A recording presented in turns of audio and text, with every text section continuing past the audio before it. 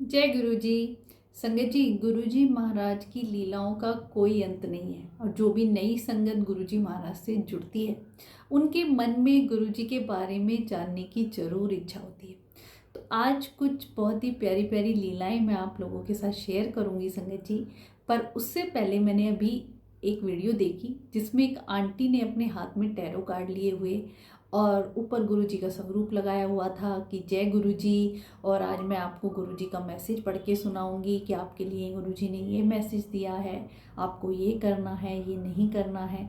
संगत जी, आपको पता है गुरु जी महाराज एस्ट्रोलॉजी या पंडित जोशी और ये बर्थ स्टोन या टैरो कार्ड या रेकी, इन सब के सख्त खिलाफ थे।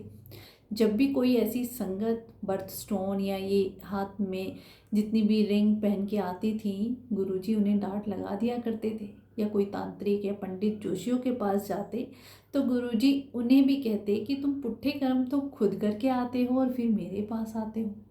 तो संगत जी, अगर आप कोई भी जो लोग ये ऐसा कर रहे हैं उनकी बात पे बिलीव बिल्कुल ना करें, क्योंकि हमारे गुरुजी महाराज इन चीज़ों के सख्त खिलाफ थे। गुरुजी ने कहा रब से प्यार करो तो तुम्हारे लिए सब ठीक हो सकता है।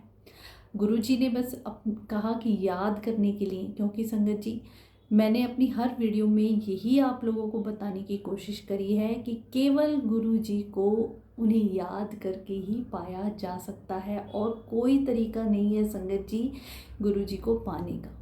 हर पल उठत बैठत सोवत जागत यही मन तुझे चितारे। तो उठते बैठते सोते जागते बस हमें अपने प्रभु को याद करना है। संगत जी, भगवान महाशिव धरती पे आए। भगवान का आना और जाना तो पहले से ही निर्धारित होता है, गुरु जी को भी पहले ही पता था। जैसे कि अभी गुरु जी का महासमाधि दिवस गया और उसके कितने सत्संग हमने सुने कि गुरु जी को पहले ही संगत से बोलते हुए सुना कि मैं पूर्णमासी बृहस्पतिवार की पूर्णमासी ना चला जावांगा। संगत समझ नहीं पाई, कई महीनों पहले ही गुरुजी कहने लग गए थे मैं चला जाऊंगा, मैं चला जाऊंगा। गुरुजी के जाने के बाद पता चला कि वो तो पहले से ही सब जानते थे।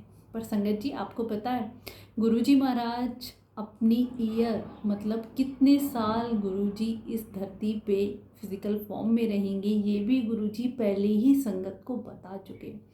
गुरुजी की पुरानी संगत श्री रघुवीर अंकल जी को कौन नहीं जानता है। गुरुजी महाराज के सेवादार रहे हैं, दिन रात उन्होंने गुरुजी के साथ बिताया। वही बताते हैं कि एक बार ऐसे ही सभा लगी हुई थी तो वो गुरुजी के पास ही बैठे हुए थे, उनकी वाइफ भी बैठी हुई थी। तो गुरुजी बोले कि एक दिन सबने चले जाना है, जितनी संगत बैठी है इन्होंने भी एक दिन चले जाना है और मैं भी चला जाऊंगा और मेरी आयु 53 साल की होगी, 53 ईयर्स। अब अंकल को जब गुरुजी ने बात बताई तो गुरु अंकल भी एकदम हैरान रह गए कि ये तो कोई उम्र ही नहीं है, हम तो कभी कल्पना भी नहीं कर सकते गुरुजी के ऐसी जाने के बारे में, क्योंकि ऐसे लगता है जैसे गुरुजी तो पता नहीं अभी बहुत सालों तक कितने संगत का कल्याण करेंगे। संगत जी, ये बात अंकल के मन में ही रही। अब पता नहीं गुरुजी का क्या ऐसा पर्दा पड़ा, वो ये बात कुछ दिनों बाद भूल भी गए।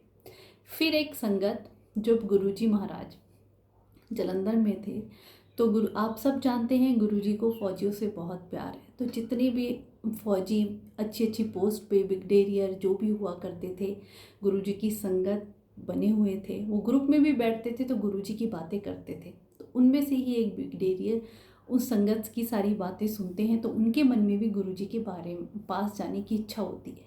वो गुरुजी के दरबार में पहुंचते हैं अपने दोस्त के साथ। तो गुरुजी उन्हें देखते ही पहचान जाते हैं कि एस्ट्रोलॉजी करते हैं। तो उनसे गुरुजी कहते हैं कि भाई तुम्हें एस्ट्रोलॉजी करते हो, सारा ज्ञान है, तो मेरे बारे में कुछ बताओ। गुरुजी उन्हें अपना हाथ दिखाते हैं। अब वो हाथ की रेखाएं पढ़ के सच में अच्छी बात मतलब भविष्यवाणी अच्छी कर देते थे।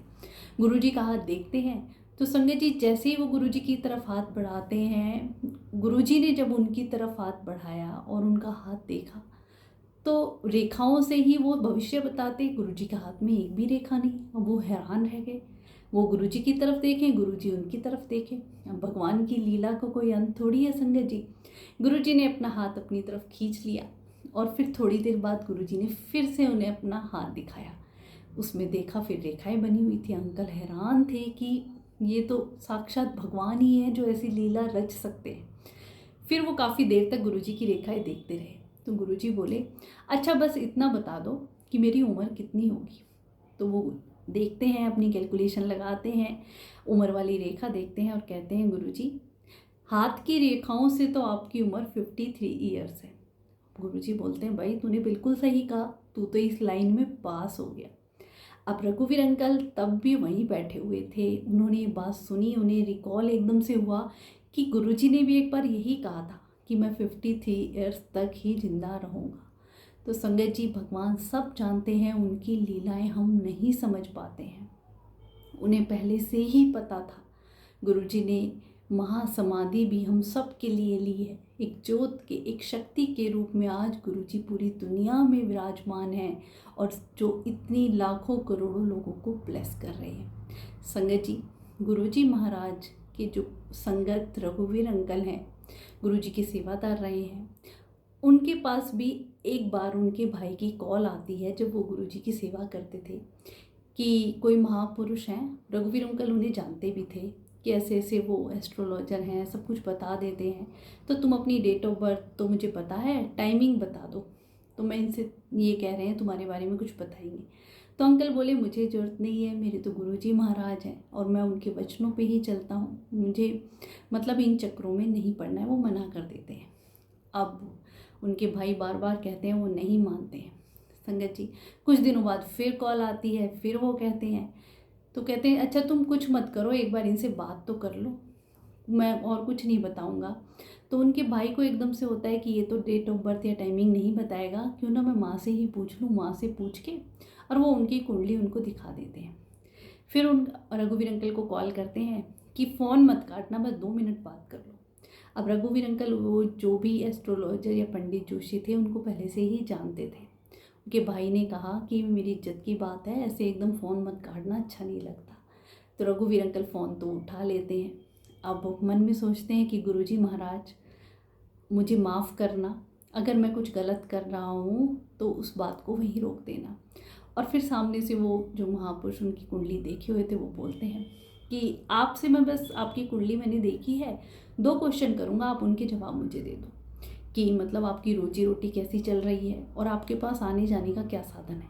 तो कहते हैं रोजी रोटी ठीक चल रही है, पूरा परिवार अच्छे से है, और कोई भूखा भी आ जाता है तो वो भी खाली पेट नहीं जाता है, और मेरे पास आने जाने का साधन मारुति 800 और स्कूटर है। तो वो हैरान रहते हैं, कहते हैं आप 5 मिनट रुकिए, मैं आपको 5 मिनट बाद कॉल बैक दोबारा देख के करता हूँ।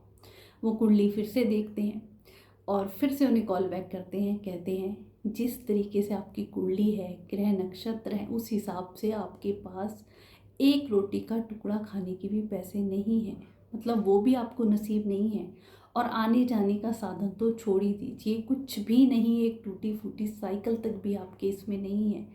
पर आप सबसे पहले ये बताइए कौन सी ऐसी शक्ति है, कौन मतलब किसी गुरु की शरण में है क्या आप? तो कहते हैं हाँ जी, क्या नाम है आपके गुरु का? वो कहते हैं गुरु जी। तो फिर वो कहते हैं उन्हीं की कृपा से आपको सब कुछ मिला हुआ है, वरना आपकी कुंडली में कुछ भी नहीं है। तो संगत जी, रघुवीर अंकल को समझते देर नहीं लगती कि मेरे गुरु की कृपा मेरे ऊपर कितनी है। तो वो किसी काम से जलंधर आए हुए थे। तो फिर जब वो गुरुजी के पास मंदिर में जाते हैं, माथा टेकते ही हैं, इतने ही गुरुजी सामने से कहते हैं, और भाई क्या कहता है तेरा पंडित? संगत जी, वो तो जानो जानी है, उन्हें सब पता होता है कि हम किससे बात कर रहे हैं, किसके बारे में बात कर रहे हैं, हमारे जीवन में क्या चल रहा है। जिस दिन ये बात आप समझ लेंगे ना कि गुरुजी को सब पता है, और अगर आप गुरु की शरण में हैं तो आपकी लाइफ में जो भी होता है वो गुरुजी ही निर्धारित करते हैं। आप केवल एक माध्यम मात्र हैं, इसके अलावा कुछ नहीं है। संगत जी, रघुवीर अंकल कहते हैं गुरुजी माफ़ करना, मेरी तो कोई ऐसी इच्छा नहीं थी, मुझ में तो आप ही परमात्मा है, सब कुछ जानते हैं। पर भाई के बार बार कहने पे उन्होंने नहीं माना। तब बताया कि सब कुछ आपकी कृपा से ही मुझे मिला है। गुरुजी मुस्कुराने लगे। संगत जी, अब आप ये देखिए कि कर्म सबके कटते हैं। जो गुरु से नहीं जुड़ा है, बड़े मंदिर या सत्संग में भी नहीं जाता है, या जो गुरु की शरण में है, फ़र्क ये है कि उन्हें कोई संभालने वाला नहीं है, हमें गुरुजी संभालने वाले हैं, जो पल पल संभालते हैं, आपकी लाइफ में कुछ बुरा नहीं होने देंगे। और ये पल भी, जिस पल हम सुकून से जी रहे हैं, उनके शुक्राने में हमें बिताना चाहिए। वो भी उन्हीं का दिया हुआ है। हम नहीं जानते कि इससे भी बेहतर हमारी क्या हालत हो सकती है। इस पल में भी हम खुश हैं तो वो गुरु की ही कृपा है। ऐसा नहीं है संगत जी, कोई कष्ट परेशानी आए तो शिकायतें शुरू कर देते हैं। नहीं, ये सोच लीजिए जो कुछ भी अच्छा है आपकी लाइफ में वो गुरु जी की ही देन है। अब कई लोग करते हैं कि ये तो अमीरों के गुरु हैं, या इनसे जुड़ने के बाद बहुत सारी धन दौलत, गाड़ियाँ, बंगले ये आ जाएंगे। नहीं, सबसे बड़ी आएगी खुशी। जो सच में गुरु जी की शरण में है उन्हें एक अंदर से सेटिस्फेक्शन और एक ऐसी खुशी मिलेगी, दुख में भी खुश रहने का एक ऐसा खजाना मिलेगा। ये धन दौलत नहीं संगत जी, ये धन दौलत तो हम खुद अपने दुखों के दुख मांगते हैं। हमें क्या पता है, अब हम लंबी गाड़ी मांग लें और अगले पल ही उसका एक्सीडेंट हो जाए तो क्या फ़ायदा इन चीज़ों का। तो हमें गुरु से मानवीय चीज़ें भी नहीं मांगनी चाहिए। हाँ, अपनी अरदास ये ज़रूर रखनी चाहिए कि गुरु जी जो हम चाहते हैं वो मत देना, जो आपको सही लगे हमारे लिए वो करना।